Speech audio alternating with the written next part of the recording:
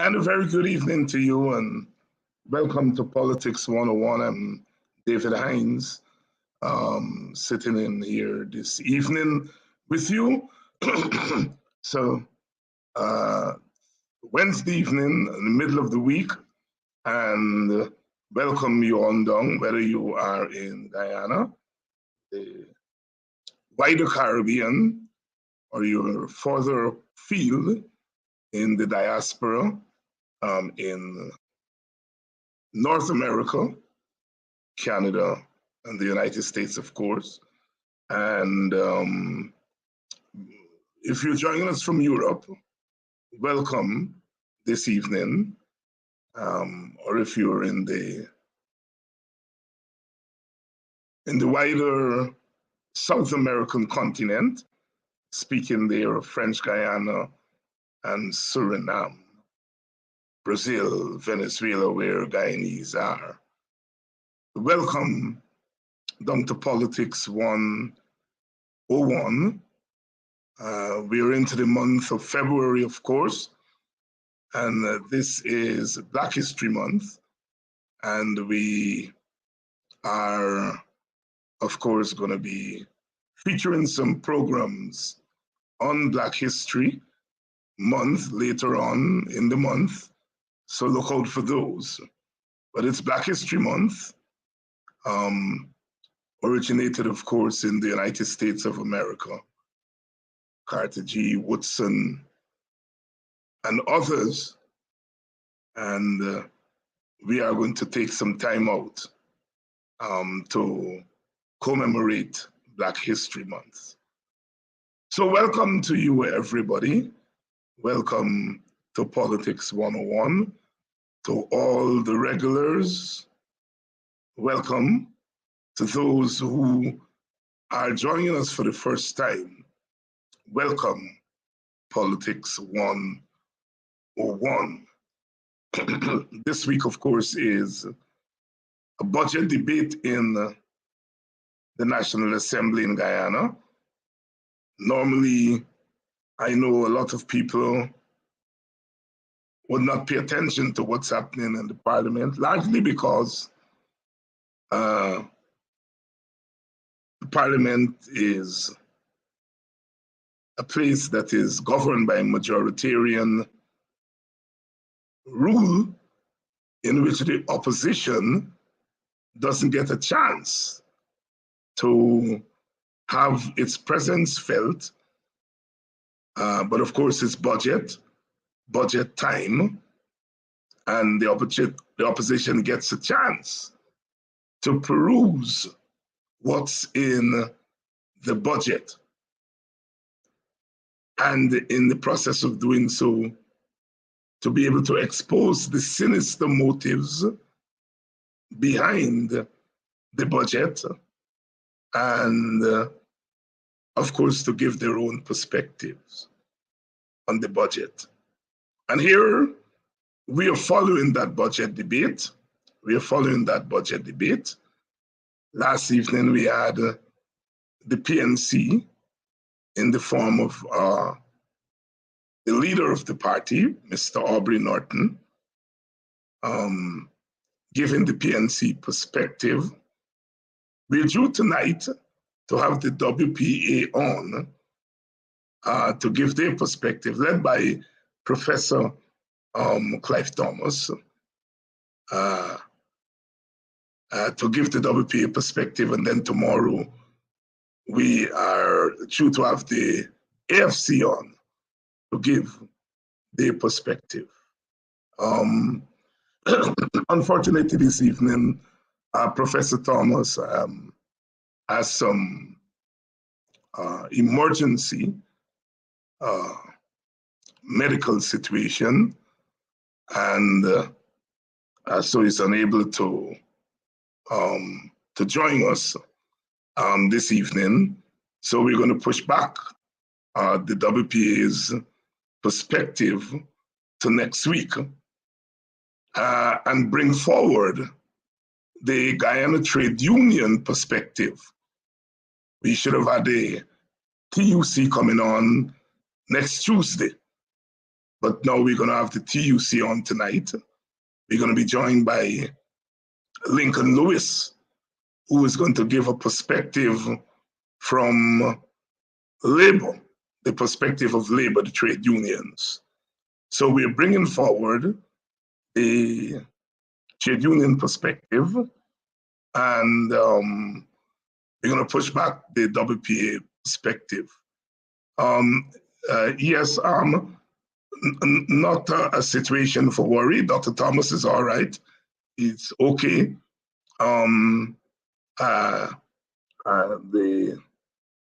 It's not him. It's somebody in his household. There is some issues there that he has to take care of. But Dr. Thomas is fine. He's fine. He's fine. And he's going to be on next week along with the WPA team. So we have Lincoln Lewis who's going to come on tonight. Well, we're following some news. We're following some news. It's now reported in the media. It's official. APNU AFC parliamentarian Nicolette Henry, the former Minister of Education,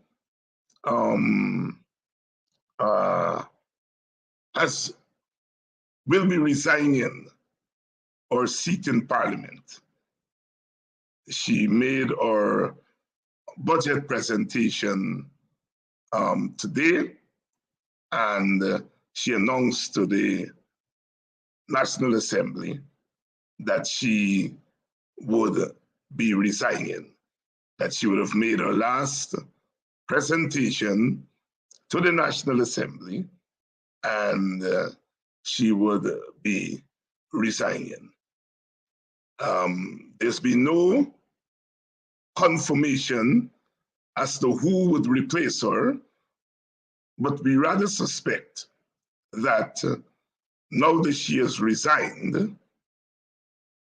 Aubrey Norton would be then appointed as a parliamentarian and then be elevated to the position of leader of the opposition. We don't know that yet. All we know is that Nicolette Henry, former Minister of Education and one of the opposition parliamentarians, has resigned from the National Assembly. She made her budget presentation today, and she ended the presentation by announcing to the Assembly that she's retiring or resigning. She's resigning from the National Assembly. There's been no official report on who would replace her. No official report on who would replace Miss Henry. However, there is speculation that once she resigns from the National Assembly officially, Aubrey Norton would then be extracted from the APNU AFC list, and that he would replace her. And that once he becomes officially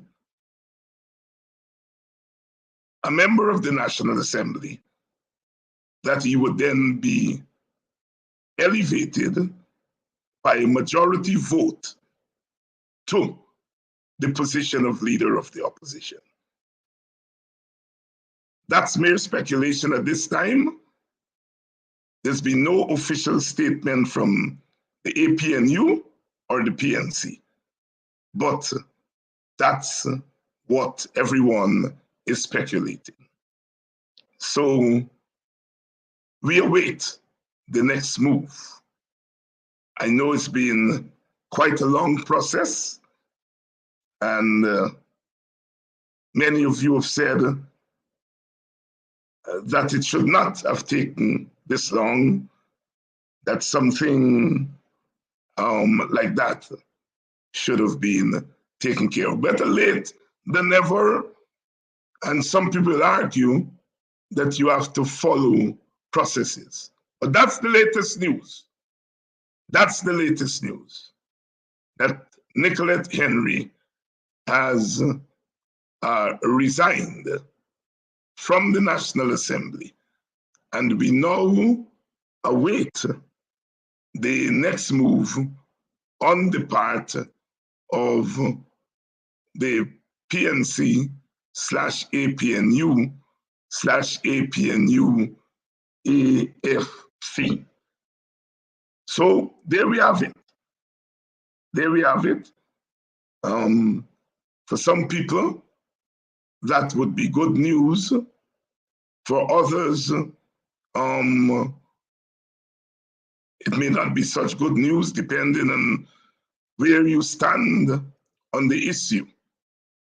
But the Village Voice, Demerara Waves, and other media are reporting that Nicolette Henry has resigned from Parliament. In her closing statement, she said, "I made my contribution to this country. I've made my contribution to this country." She disclosed too that her services are currently being utilized by an international agency, and she intends to focus on her new appointment, given that there was a need that had to be satisfied.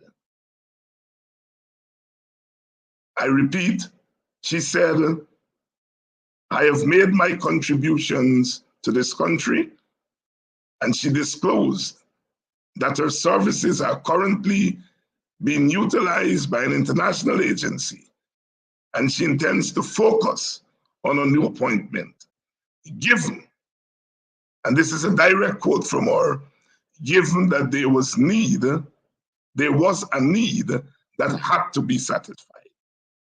One is assuming that that need that had to be satisfied was the need for the leader of the PNC to become a parliamentarian and ultimately to be elevated to the position of leader of the opposition in Parliament.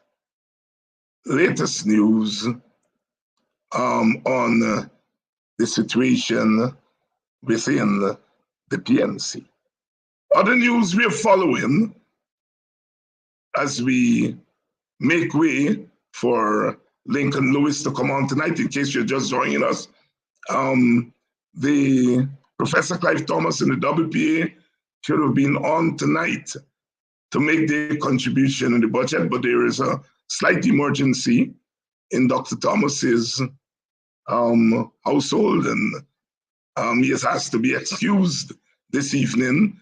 He will come on next week, and so what we've done is that we've brought forward the TUC perspective, which will be given by Lincoln Lewis. So hold tight.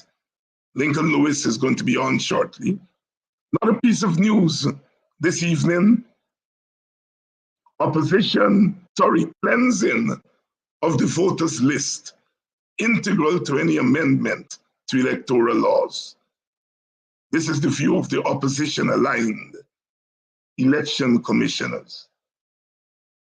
The opposition-aligned elections commissioners, in a statement on Wednesday, said a mechanism to provide for the cleansing of the voters list is integral to any amendment to the electoral laws of the country.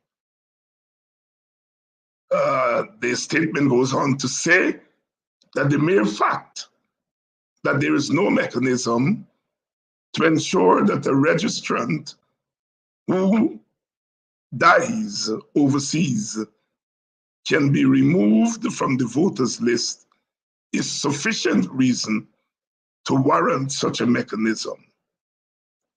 The determination of the way forward suggested at bullet 2 should also be integral to this determination. And the statement goes on. So the three commissioners, the APNU AFC commissioners, are arguing that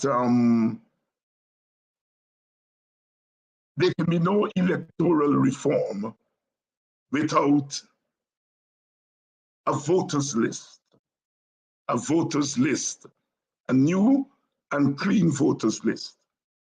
As you know, the voters list is at present being drawn from the national list of registrants. That is, all Guyanese who are registered on the national register. And the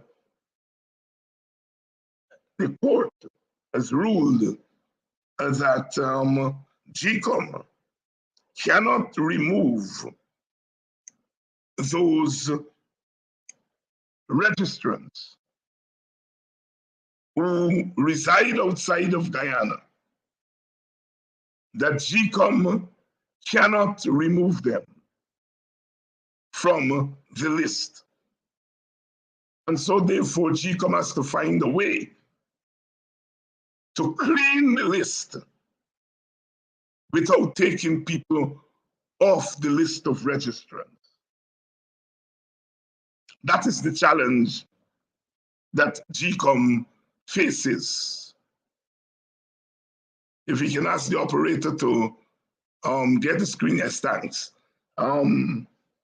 So the challenge that GCOM faces is how to clean the list without taking people who reside outside of Ghana off of the list of registrants. There was the beginning of house-to-house registration in the run-up to the election. That house-to-house registration was stopped by the chairman of GCOM because she argued at the time that if that exercise were allowed to continue, it would eat in to the time frame in which the elections were supposed to be held. Remember, there was the no confidence vote.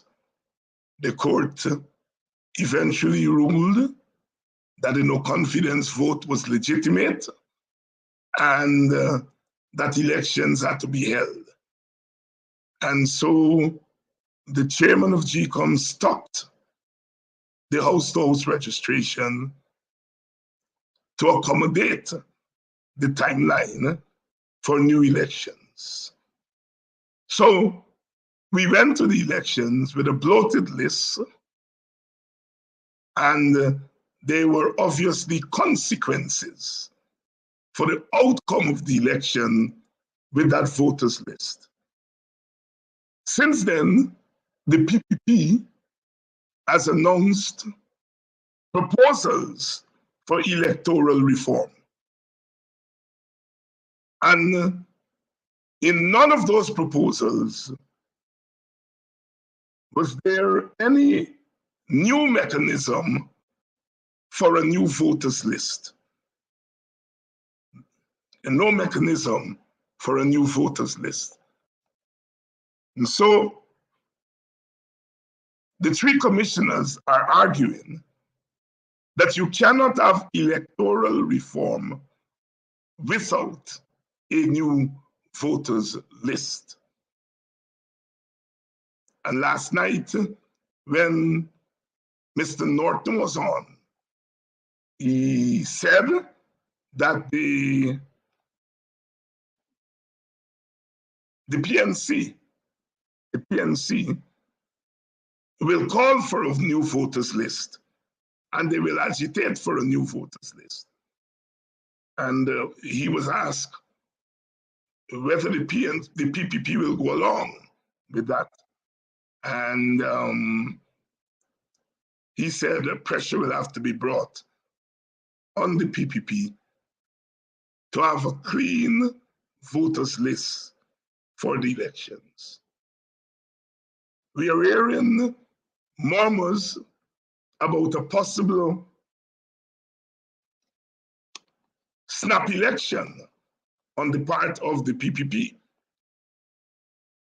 That is calling elections long before the due date. And the PPP may be thinking about doing that to go back to a new election with the bloated voters list.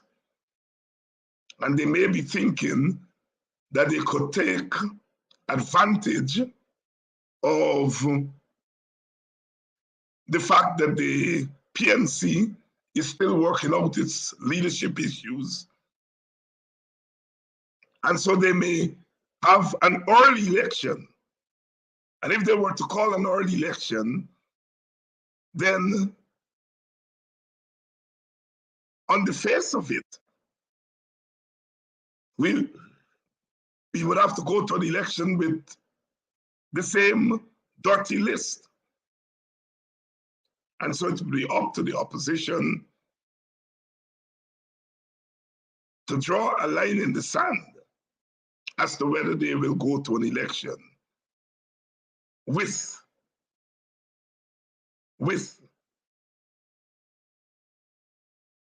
that bloated list. So the opposition aligned commissioners at GCOM, they're saying that integral to electoral reform is a new voters list. Cleansing of the voters list is integral to any amendment to the electoral laws in Guyana. A statement signed by the three commissioners, Alexander Corbin and Trotman. Alexander Corbin and Trotman. So there we have it, sisters and brothers. The two big news of the day is that Nicolette Henry has resigned from Parliament, presumably to pave the way for Aubrey Norton to be appointed to Parliament and ultimately for him to be elevated to the position, the vacant position of opposition leader in the House of Assembly. As you know, Joe Harmon has already resigned. He has already resigned. He has already resigned. Alison is saying here that can there be an election while the petitions are in the court? Yes. Yes, Alison, in fact, in most cases in the past, we have had new elections while petitions are in the court. In fact, the PPP filed an election petition after the 2015 election. And we had a 2020 election, and that petition has not been heard yet. So normally, elections petition take very long, and you usually have an election, a next election, without a petition. The only time I can think of where an elections petition was heard on time, it was after the 97 election, when the opposition, the PNC challenge the use of electronic ID cards. And the justice then, Madam Claudette Singh, ruled that the use of ID cards was unconstitutional. That is the only time in recent memory that I can remember there was the determination of a petition before a new election. And then it barely made it, because by that time, by the time Justin gave a ruling, it was almost time for the 2001 election. Because the Herd-Munson Accord had cut 2 years from the PPP storm. The next election was due in 2002, and the Herd-Munson Accord mandated to be cut. And so they had an early election in 2001, and the court handed down its ruling mere weeks before that new election. So the ruling did not affect the government. Let's say there were not early elections in 2001. When she handed down that ruling, it would have meant the PPP government of the time would have had to, would have fallen, and there would have been new election, because the court would have ruled that the PPP was not properly elected in 1997 because of the use of electronic ID card. Now, that ruling was quite interesting, because all the parties had agreed to use those ID cards. But that did not prevent the court from saying that the ID cards were unconstitutional. And the PPP like to say, oh, the opposition went with the same list in 2015. They didn't complain about it then.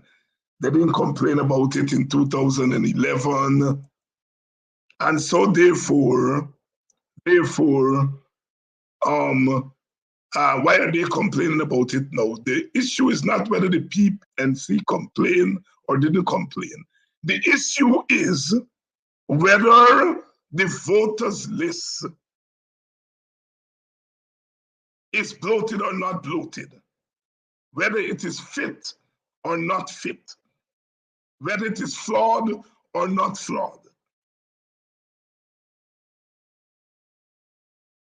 And everybody except the PPP, all the stakeholders have agreed. Even CARICOM, in their report, they have said that the list is flawed. And so therefore, we cannot go to an election with a flawed list. We cannot clean the list by removing registrants. And so we have to find other mechanisms to clean the list. And one mechanism is house-to-house registration and the construction of a brand new voters list. And that can be done. We should not go to an election with a flawed list. To do that is to be party to illegality. Because the basis upon which any fair election is held is the voters list. And so there we have it. There we have it. Welcome to Politics 101. Welcome to Politics 101. As we said tonight, we're going to hear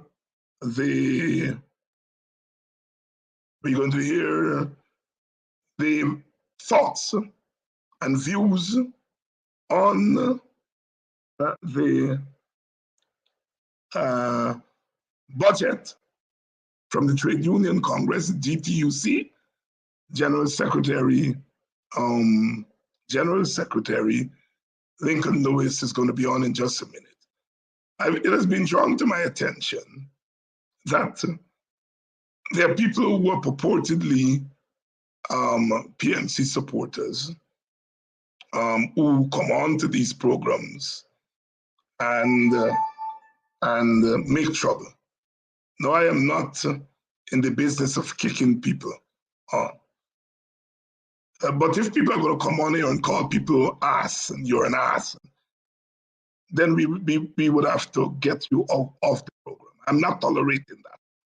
I'm not tolerating that. I don't mind people come on and be critical, but you cannot come on to my program and abuse. I don't go on to PPP program, and I wouldn't encourage opposition supporters to go on to PPP programs and engage in that kind of behavior. So whoever is Dion Mangru, and I know you guys come on here with all kinds of fictitious name, whoever you are, please stop it, right? There's a way in which you can criticize me or criticize the government, the opposition parties. I don't have a problem with that, but please do not come on to this program and engage in that kind of behavior. This is not the place for it. As I've said, I want this program to be an example to teach Guyana how to carry on our politics in a civil way. That kind of nonsense, keep it for Freedom House. Or else I will ask the operator not only to kick you all off the program, but to report you out to Facebook. So please stop it.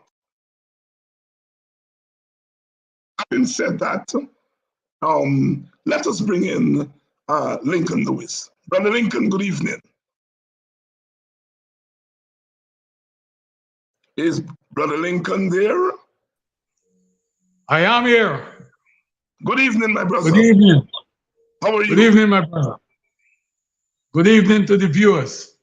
Are you ready to be part of an example to teach the country manners, in particular that part of the country that is socialized on the other side of the aisle, that we can argue, we can debate, but we want our country to be a place that is worthy of humanity. Do you agree with that? I grew up in village, you know. Yeah. An extended family. I Yes. understand what it's all about.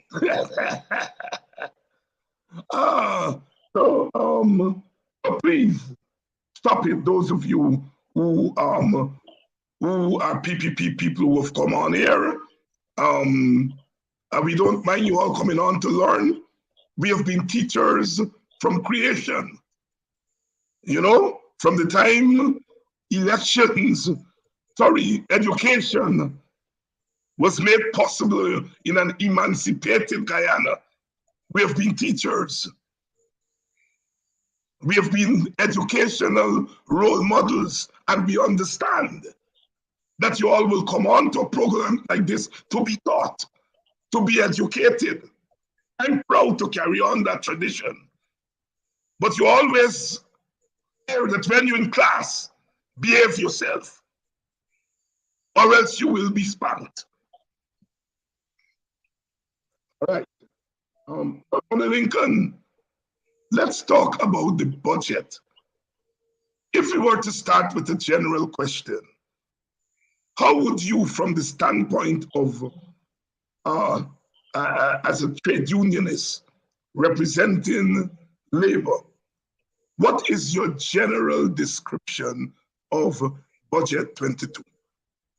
It's definitely a flawed situation. Let me make it very clear from the outset. The budget ought to be a developmental program for the country. But what you have is half of the population views are not represented in the crafting of this budget. and I'm talking about the structure of the National Assembly when it comes to budgetary, developing a budget. If you look at, go back to our constitution that speaks to an inclusionary democracy. Let me just make the point. Let me just develop this point. Our post-independence constitution speaks about participation in the development of the country. The constitution that came post 1997, that constitution, the amendment to that constitution speaks definitely to involvement. I must be involved. And that's why Article 13 is there to speak about inclusionary democracy.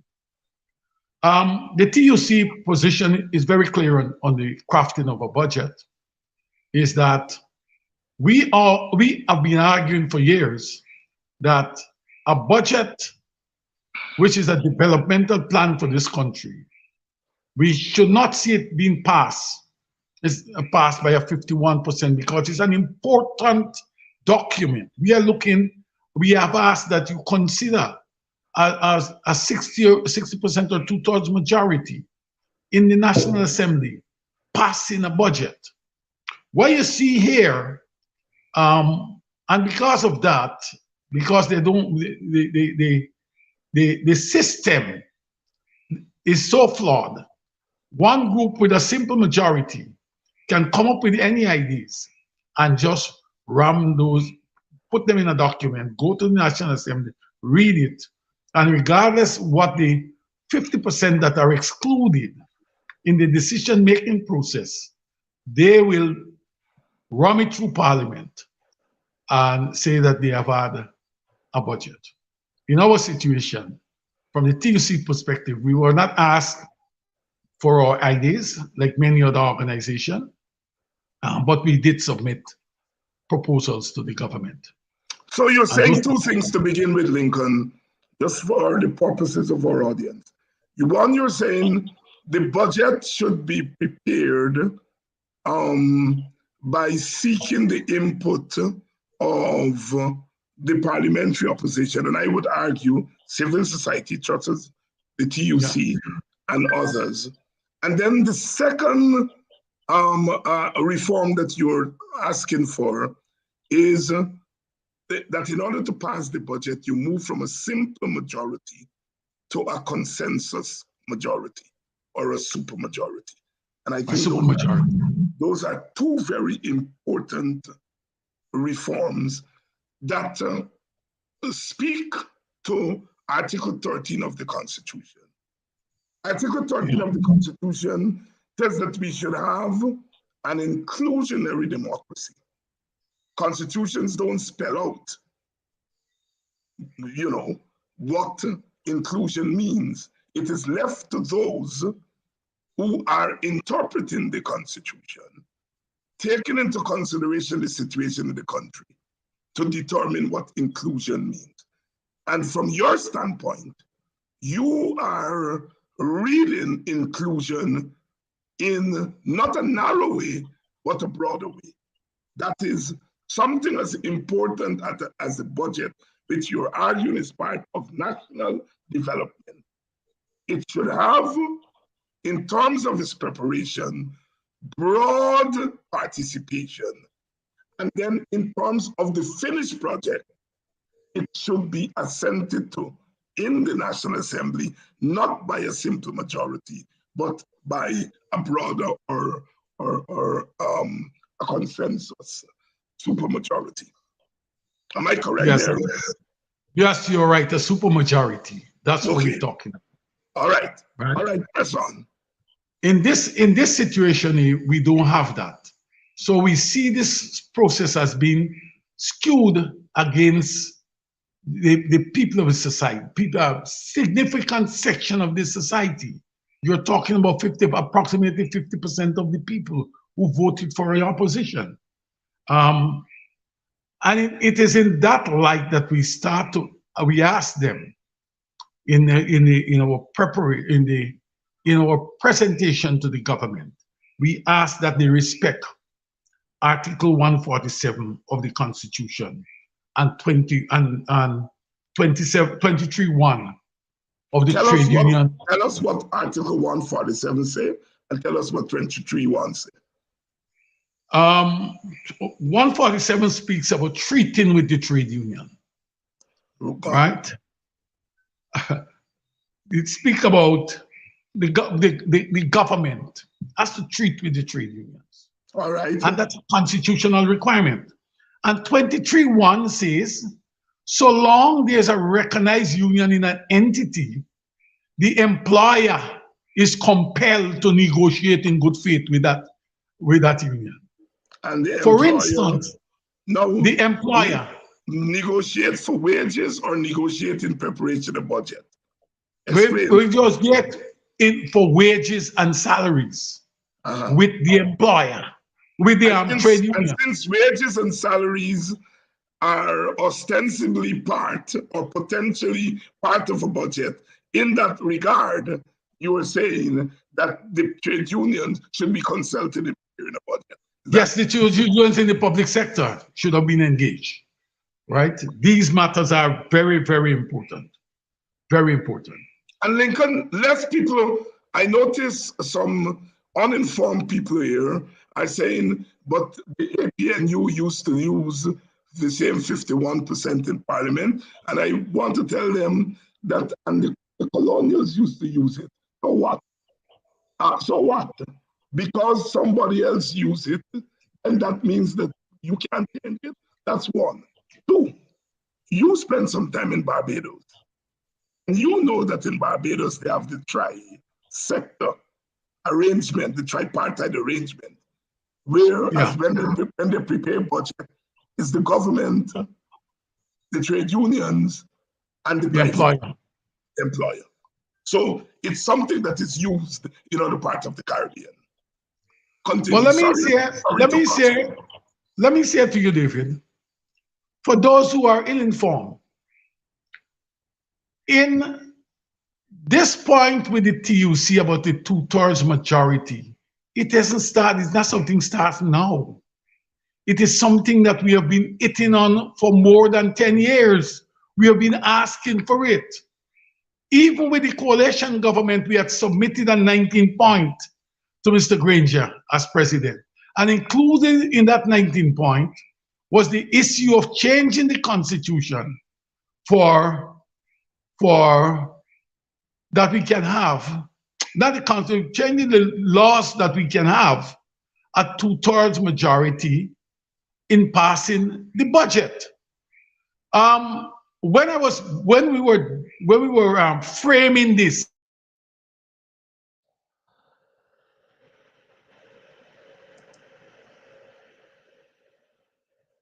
we seem to have lost Mr. Lewis there for a minute. There seem to be some technical problems. While that is Ellison. Go ahead. Go ahead, Lincoln. Yes, David. Yes. You get me back there. Clarence Nellis died a number of years now. 2010. He was one of the persons who were involved in the framing of this document. I am well aware of that. So you're coming now to tell those who are coming to say that we're talking about it now, they just wake up like Rip Van Winkle. You know? Let me don't be distracted by these people. Yes. When it comes to the private sector, the minimum wage, which is this $60,000, let me say to you that we have asked for $72,000.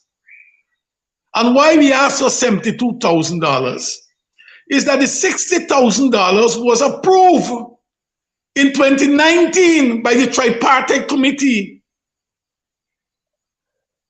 under Keith Scott as chairman. When this government came to power in 2020, they said the president, no other person but the president, So the private sector talked with him, and they have decided they're not going to implement the $60,000 now. But there have been increases in wages and salary, in prices at the marketplace. And we did an evaluation, and we believe that $72,000, based on the performance of the economy, taking into consideration the pandemic and all these type of factors, that a $72,000 would have been appropriate.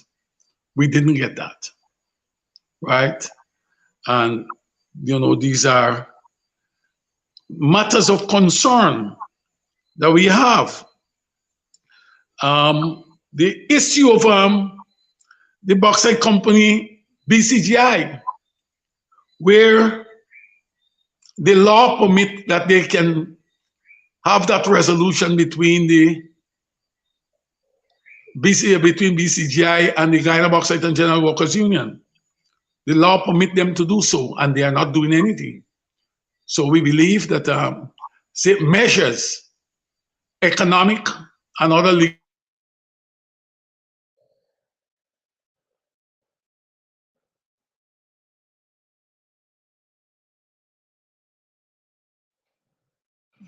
there seem to be some hiccups there. the plight of, yeah. Yes, you hear me there? Yeah, we're hearing you now. Yeah. That measures be put in place to meet the economic plight of the of those workers, and more so that a mechanism be put in place to put arbitration in place to have those matters that are outstanding for nearly 11 years, to put them at rest, to have them resolved, right? We look at even, we made a recommendation to the president that paying out money to workers in sugar is not a plan. It's not a plan. It's an opportunity to give people who you perceive to be your party supporter or loyalist, to give them a frack. And we need to look back in addressing that situation and look at sugar in a more constructive and objective sense. We also raised the issue of the royalty in oil, and we asked that we look at the possibility of reviewing the situation, and more so, we asked for a commission to address public hearing, where we can conduct public hearings, looking at the what you call the agreements that were signed by President Janet Jagan and Minister Trotman. Both agreements. People must know in this country what went on with their resources. All you hear about is where about Trotman signing it, but there's an agreement that is a precursor to what Trotman did, and a number of people may not know it. We must seek to set the record straight about what transpired. I may have been, because of being in a privileged position, I was able to see what it's all about. We talk about the question of work permit. People just walking in here. This is not free for all. We have to stop it. We talk about work permit. We say we must have strict enforcement of work permit. Work permit shouldn't be for some people, and some other people, they can live without it. They can operate without it. The Wales project, we also highlighted the Wales project, the gas to shore project. And we asked for public hearings. We hope they're going to do that. We want public hearings on this.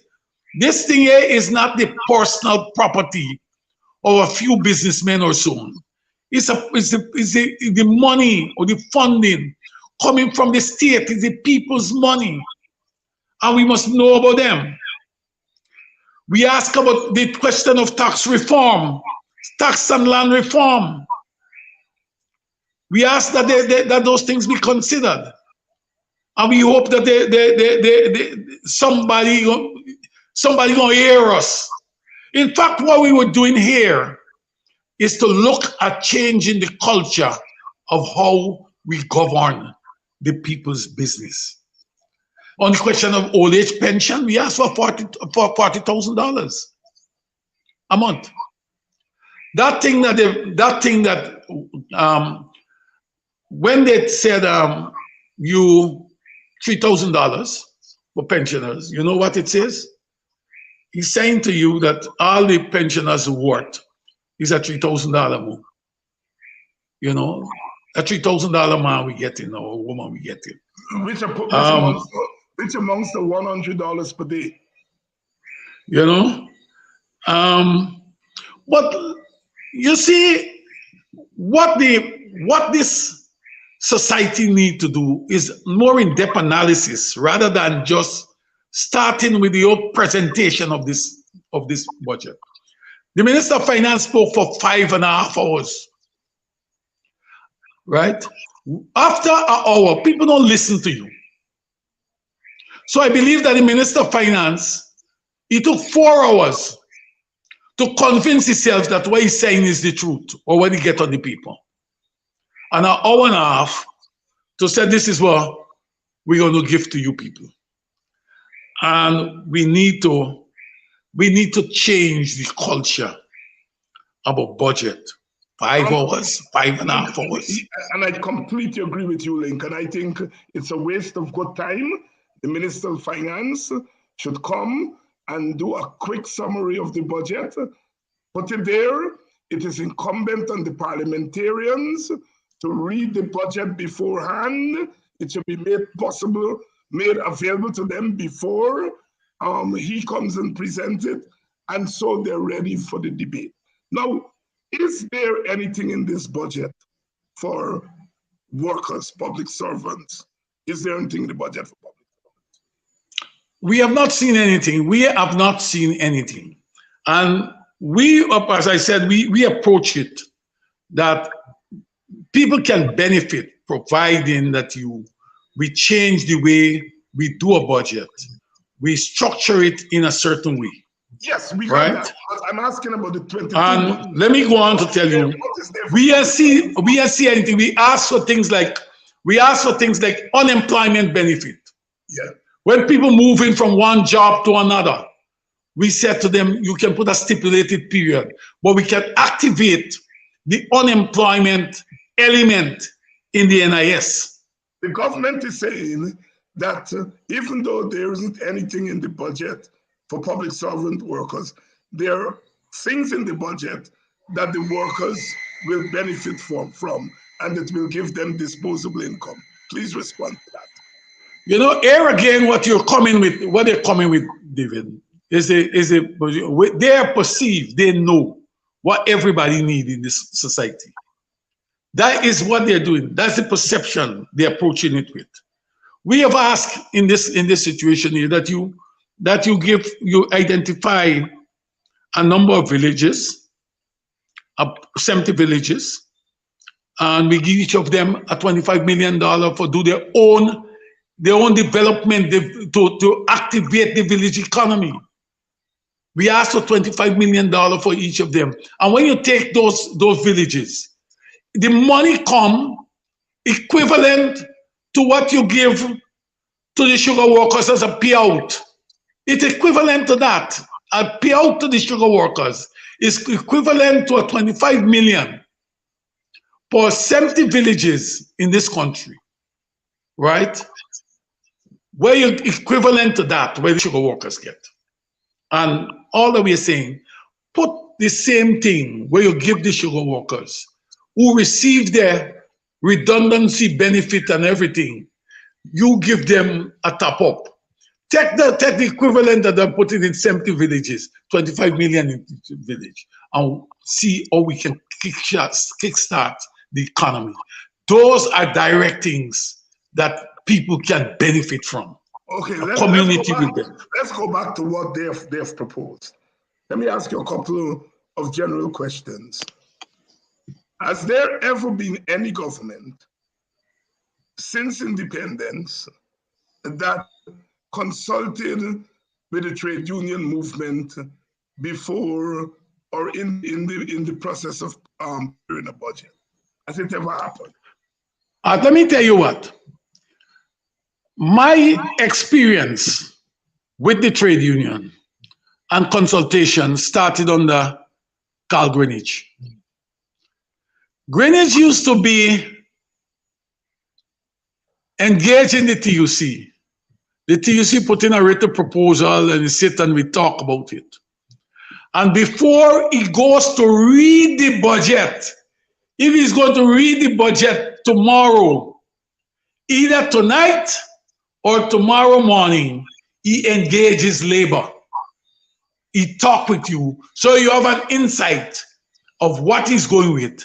And if you have any objection, the objection you have, we can start to ask him, well, okay, why you don't do this? So you weren't including the preparation, but at least you were informed about what is in the proposed budget for labor.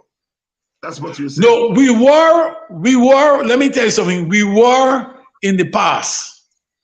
We were given the opportunity to make our input, what we would like to see the budget have. Okay, I just want to make that clear. And this yeah, we were given that.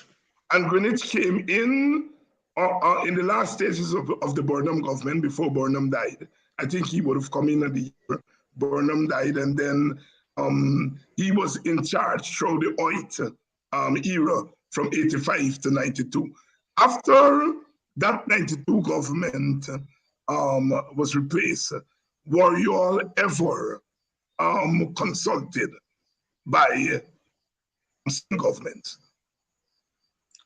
Yeah, we were consulted under Asghar Ali, and we were consulted under this same Ashni Singh. We were consulted on him. But it stopped, the consultation came to an end before Ashni's term came to an end as minister in the previous government. So ever since then, you've not been consulted? Yeah, Jordan consulted us. Were any of your, under Greenwich, were any of your suggestions included in the finished budget? In the finished budget? Yes, under Greenwich. Under Greenwich? Yes, there are a number of things. Let me tell you something, the DNA, what you call it, the defense bonds and all these type of things came out of the trade union. Right? Those things came from the trade union, and it was under Greenwich. And he put them in the national development plan and came a part of the budget and so forth. And did this continue under Ashni Singh and Asghar Ali? No, you didn't get anything from what under Asghar Ali. What they were forced to do is to have negotiations. They started a process of negotiation. Remember, Chedi Jagan was the president then. And after Chedi died, this thing there, the whole discussion there, the whole process died with Chedi. And then Janet came on scene. And Jack Dio was the Minister of Finance at that time. And what Jack Dio did is that he opposed any form of collective bargaining in the public sector. He began to impose wages and salaries. And that is what led to the 1999 public service strike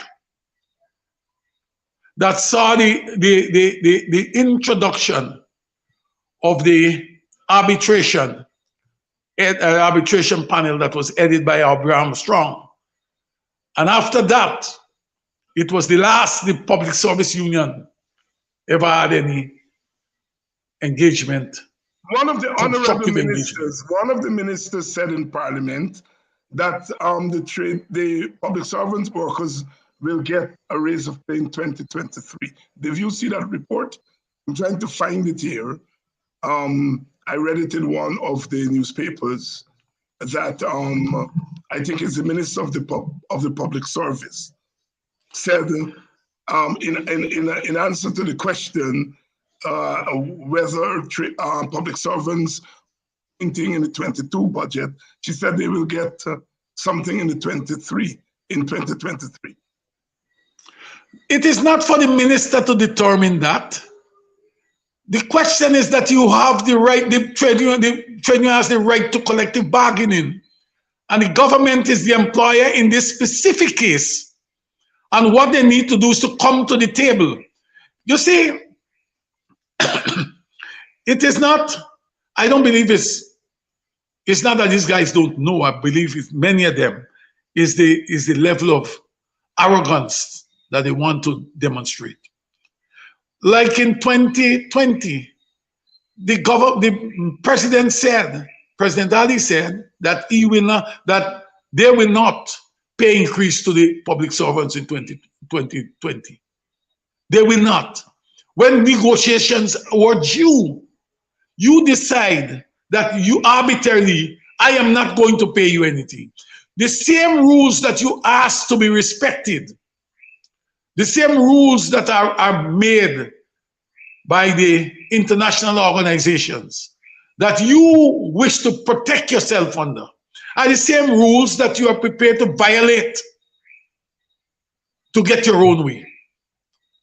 Yeah, Lincoln, we've seen in the budget at the regional level, we have a sample of Region 1, 2, 3, and 4. Region 1 got an increase in their budgetary allocation, Region 2, Region 3. And Region 4, the budgetary allocation was cut. So we see a reduction in the budgetary allocation for 1, 2, and 3, which are regions that are won and controlled by the PPP.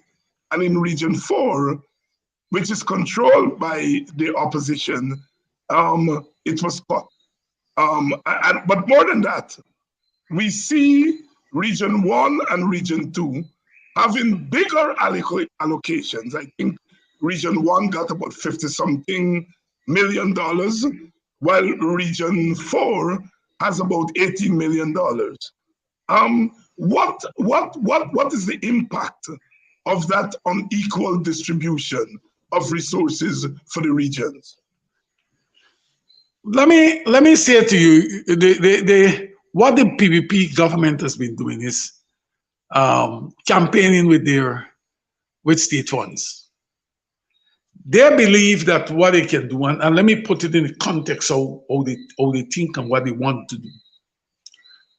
They believe that they must work on their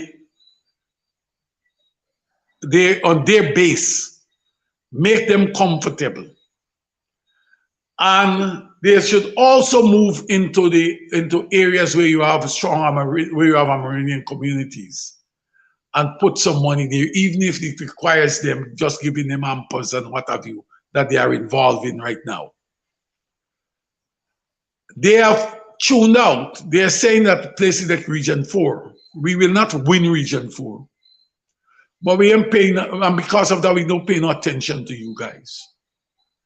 What we're doing is that if we get the vote from the Indian community and a significant portion from the Amerindian community, we win the election and we're going to be in government. This is how the guys think.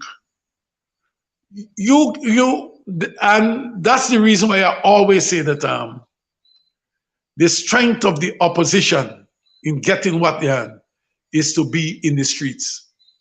I always believe that. The things that the PPP don't want is that you should be giving them. because that's a deliberate attempt to marginalize communities that they feel have not supported them, and they believe that they will not support them. Let's say we're gonna throw some trinkets in 1-2 area like Region 10 and them place, we're gonna throw a little bit. And when we throw it, we may get 1 or 2 of them people from there going join with me.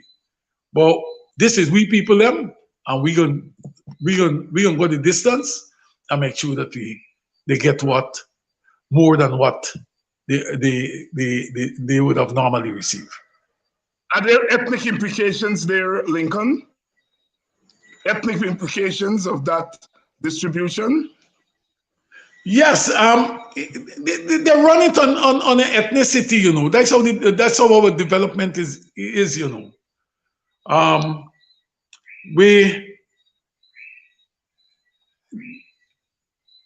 When you talk about ethnicity in this country, or you talk about race, people are afraid to talk about it. But I'm not afraid to talk about it, because I believe that if you talk about it and you analyze it, it can help to develop the type of economy where you can address the issue of health and education primarily, right? The PPP, regardless of what you say, it sees itself as an Indian party, and it will always move to give the cream or the hog to the Indian community. That is how they will operate. And so what we have in the budget is a bias towards the upper classes and a bias against the working class people. And we also note some political and ethnic bias there in the budget. So a budget is not just an economic document, but it's a document that reflects the thinking of the party. It's political thinking, it's economic thinking, of course, but it's thinking on things like class and ethnicity. So the budget goes beyond the numbers. Mr. Lewis has been talking about proposals that could benefit the workers of this country. David, there's one point. In our proposal to the government, we said to them, look here, let me stop this thing here where we're giving people in private sector and so on. Let me giving them what we call tax concessions and so on. When you get tax concessions, lay this thing in the National Assembly, we know who getting it and the reason why. Not behind closed door, a businessman a man comes say, you're going to do some work here. And you give you all those tax concession. But the man who born and grow in this country and live here all the days, because he may have taken a position that you don't like on an issue, and he wants similar benefit, he is being denied. We said those things must come to the National Assembly. We said this question here of acquisition of natural resource land, gold land, and all this type of thing. We must know. People mustn't just walk in this country and next morning they talk to some minister, some one of the hotels, and next day that person get a letter or the GGMC is being called and say, look here, this man coming, getting some land at X place. You know, these things gotta stop, man. We gotta manage for the people. You know, places like Canada, carrying out with the Foreign Investment Commission, I believe it's his name. If you come to Canada, that commission look to say, this is foreign investment.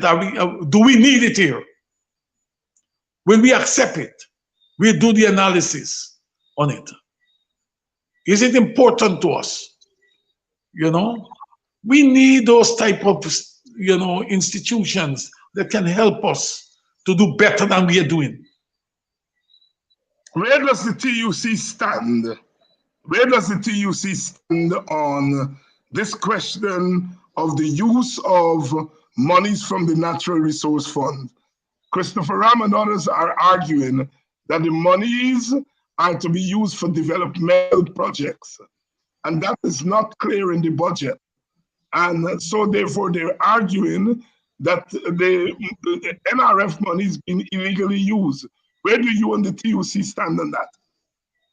Well, we are saying that it must be used for development, and the position must be clear, not just call some projects.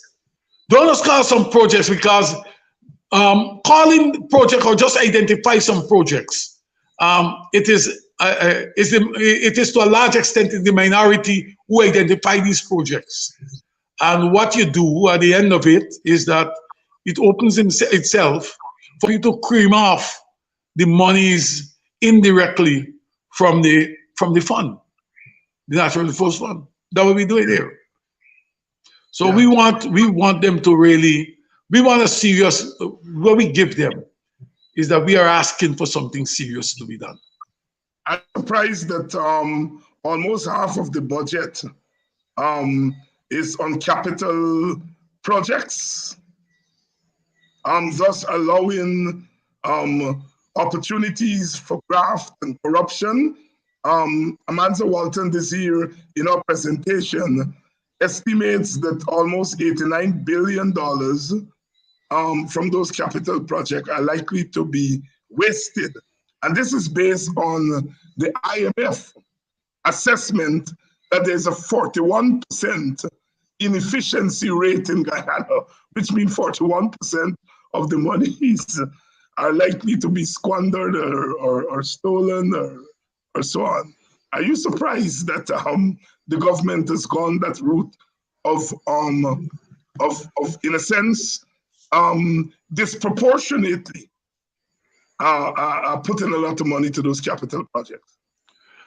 Let me tell you, David, the greatest, I am not surprised. I will never be surprised about what the government does. The greatest strength of this government, or the PPP government, is that they have no shame. That's the greatest strength. And they are going to do what they can do to enrich themselves, their friends and families. Let me make it clear. When it was announced that we have found oil, and people start to make some calling for some level of accountability and what have you, I can remember the TUC saying that, look, whatever we finally arrive at today as the royalty and so forth, we must look at how we can manage it for the benefit of the people of this society. Let me tell you this, it has shown that these countries where oil has been found, in all of them you find people with long guns, you find militias, and what we're doing is that we are pushing, they're going to push people to a point where we are going to end up with long guns. You see Trinidad?